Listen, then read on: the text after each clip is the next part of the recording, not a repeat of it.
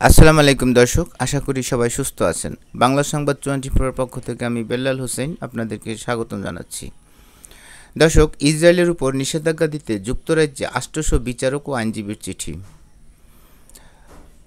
গাজায় যুদ্ধাপরাধ ও গণহত্যার আশঙ্কায় ইসরায়েলি সরকারের বিরুদ্ধে নিষেধাজ্ঞা আরোপের দাবি জানিয়েছে যুক্তরাজ্যের 800-র বেশি আইনজীবী, বিচারক ও বিশ্ববিদ্যালয় শিক্ষক। প্রধানমন্ত্রী কিয়ার স্টারমারের কাছে সোমবার পাঠানো এক খোলা চিঠিতে তারা এ দাবি জানান।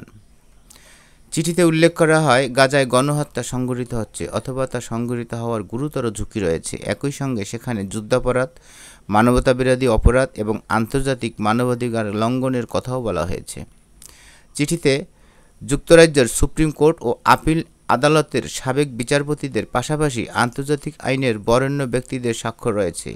এতে ইসরায়েলের অর্থমন্ত্রী বেজালেল স্মোট্রিচের সাম্প্রতিক বক্তব্যের উদ্ধৃতি দিয়ে বলা হয়, তিনি গাজার সমগ্র ভূখণ্ড দখলের, শত্রুমুক্ত করার এবং স্থানীয়ভাবে থেকে যাওয়ার ঘোষণা দিয়েছেন। এই বক্তব্য গাজার ফিলিস্তিনিদের অস্তিত্ব রক্ষার একটি সরাসরি হুমকি বলেই ব্যাখ্যা করেন স্বাক্ষরকারীরা।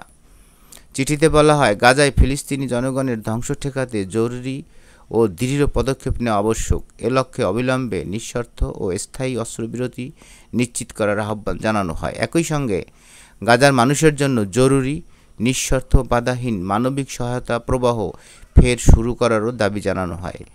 এর আগে গত সপ্তাহে যুক্তরাজ্য ইসরায়েলের সঙ্গে একটি নতুন বাণিজ্য চুক্তির আলোচনাও স্থগিত করেছে। তবে চিঠিতে বলা হয়, কূটনৈতিক ও বাণিজ্যিক পদক্ষেপের মাধ্যমে আন্তর্জাতিক আইনের প্রতি দায়বদ্ধতা প্রমাণ করতে হবে যুক্তরাজ্যকে।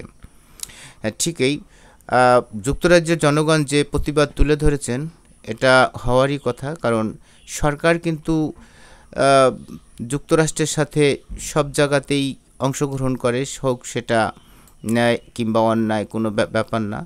বড় ভাই যেদিকে যায় ছোট ভাইও সেদিকেই যাচ্ছে। তো এবার ছোট ভাইয়ের নিজের দেশের থেকে যে প্রতিবাদ বা যেই দাবিগুলো আসছে, দেখা যাক কি করে সরকার।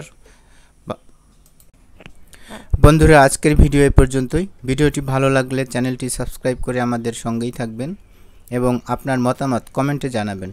পরবর্তীতে আবার নতুন ভিডিও নিয়ে দেখা হবে। সেই পর্যন্ত সবাই ভালো থাকবেন, সুস্থ থাকবেন, বাংলাদেশকে ভালোবাসবেন। আল্লাহ হাফেজ।